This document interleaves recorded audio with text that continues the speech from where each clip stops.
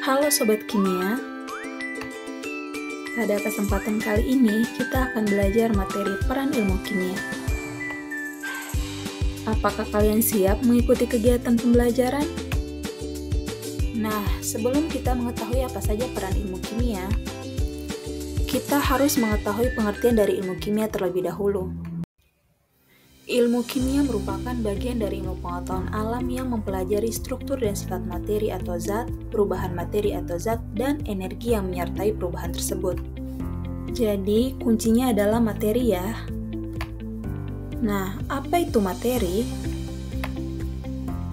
Materi merupakan segala sesuatu yang menempati ruang dan memiliki massa. Adapun contoh-contoh dari materi, seperti air, manusia, meja, kursi, hewan, tanaman, batu, dan minyak bumi.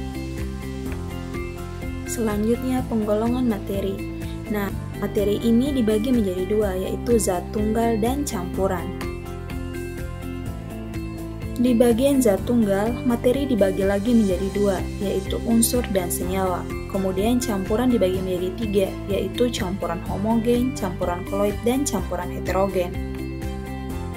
Unsur adalah zat tunggal yang tidak dapat diuraikan menjadi zat yang lebih sederhana.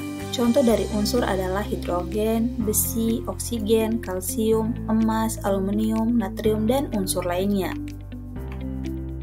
Sedangkan senyawa adalah zat tunggal yang terdiri dari dua atau lebih unsur kimia yang saling terikat. Nah, contoh dari senyawa seperti gula, alkohol, urea, air, garam, karbon dioksida, dan CaCO3. Selanjutnya campuran. Campuran yang pertama adalah campuran homogen. Campuran homogen adalah campuran yang tercampur merata dan tidak dapat dibedakan lagi zat penyusunnya. Campuran homogen ini dapat berupa zat cair, padat, atau gas. Contoh dari campuran homogen seperti udara, air garam, sirup, perunggu, kuningan, bensin, minuman bersoda, kopi hitam, susu, dan gas LPG.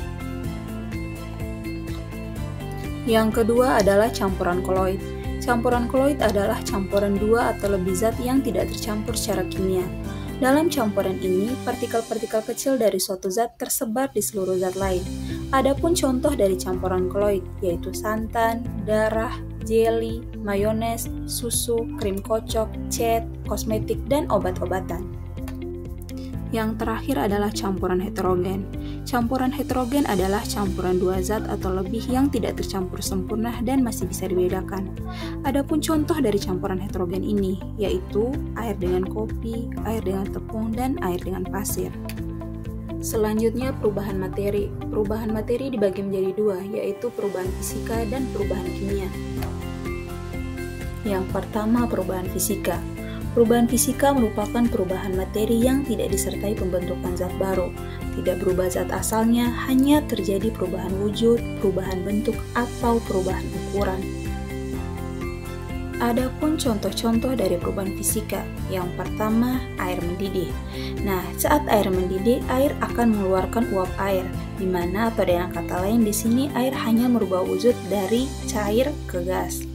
Kemudian saat es krim mencair, di mana di sini es krim merubah wujudnya dari padat ke cair. Selanjutnya, perubahan kimia. Nah, perubahan kimia ini merupakan perubahan zat yang menyebabkan pembentukan satu atau lebih zat yang jenisnya baru. Contoh dari perubahan kimia yaitu pembakaran kayu menjadi abu, di mana kayu yang awalnya padat berubah menjadi abu yang berbentuk bubuk. Hal ini adalah contoh perubahan kimia yang mengubah sifat dan bentuk bahan dari kayu tersebut. Selanjutnya, peran ilmu kimia. Yang pertama, peran ilmu kimia di bidang kesehatan. Di bidang kesehatan, kimia berperan untuk mengembangkan obat-obatan, untuk mengidentifikasi dan mensintesis senyawa aktif dalam pengobatan suatu penyakit tertentu, dan kimia juga digunakan dalam pengembangan alat diagnostik seperti tes darah dan urin, serta pemindahan gambar medis seperti MRI dan CT scan.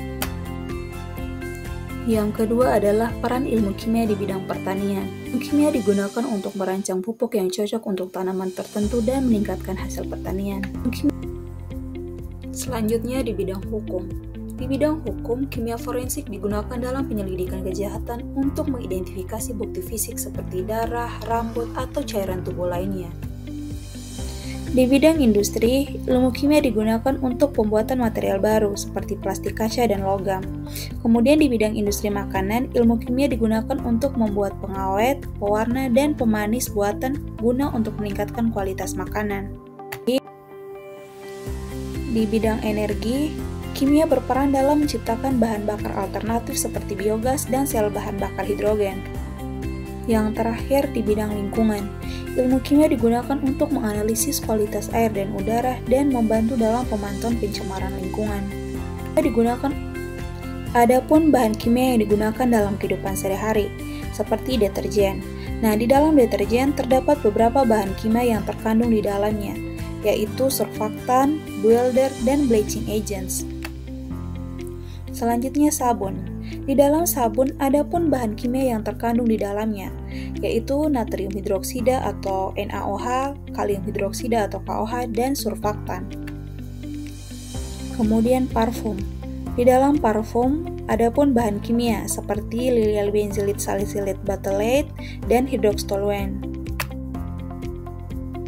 Kemudian pada deodoran.